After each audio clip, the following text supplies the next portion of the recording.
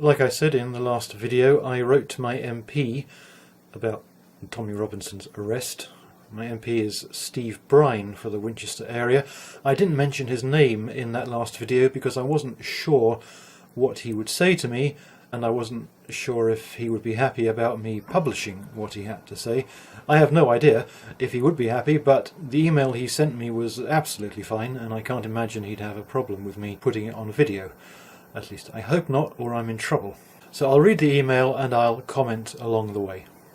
Dear me, thank you for contacting me about Tommy Robinson. It is the case that courts have the power to impose reporting strict restrictions on criminal trials for a number of reasons, and witnesses in any criminal trial can apply to the courts for reporting restrictions to provide lifetime protection from being identified in the media if fear or distress about being identified is likely to affect the quality of their evidence. A judge may also impose postponement orders in linked trials to avoid jurors having their deliberations contaminated by what they might read or hear about the earlier linked trials. All reporting on the case is postponed until the conclusion of all cases involved. Breach of those reporting restrictions can be dealt with as a contempt of court by a single judge.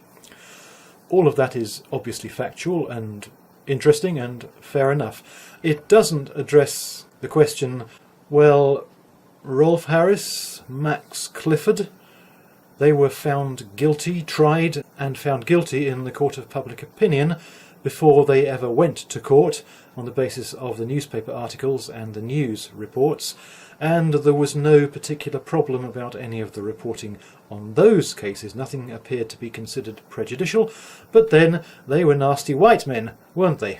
When it's the case of Muslim culture gang rapes, it seems we can't say anything. We have to maintain a code of silence because, well, we mustn't upset them.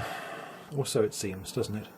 But anyway, going on, this was just a bit of factual preamble from Mr. Brine. Mr. Robinson had already been sentenced for contempt of court for breaching Section 41 of the Criminal Justice Act 1925 in 2017. He was given a sentence of 3 months in prison, suspended for 18 months. He was warned that future behaviour of this nature would be treated as a contempt. After he subsequently breached reporting restrictions, he was given a sentence of 10 months in prison for this offence, plus the 3-month suspended sentence from his previous offence to be served continuously. I think served continuously means that he does the first one and then he does the second one for a total of 13 months. Sometimes they run them consecutively, so he would have only 10 months. In this case it looks like it's the full 13 months.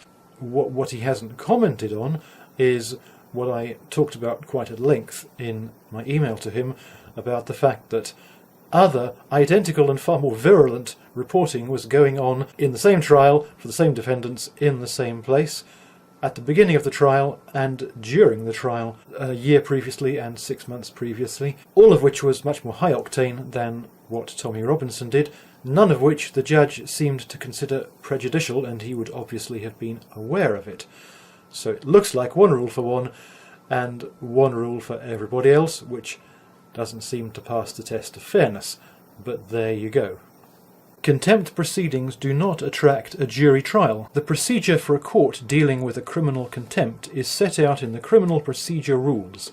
They allow a judge to deal with an offender immediately, subject to them being offered legal advice, and that might be quite crucial here. The Crown Court can commit someone who commits contempt of court to prison for up to 2 years. So again, that's factual and interesting. It still leaves various avenues of doubt. What would have happened, we understand now, is the judge, presumably, would have said, okay, Mr. Lennon, this thing is going to happen in about half an hour from now. Now, if you want your lawyer, good, no problem, you can bring her in.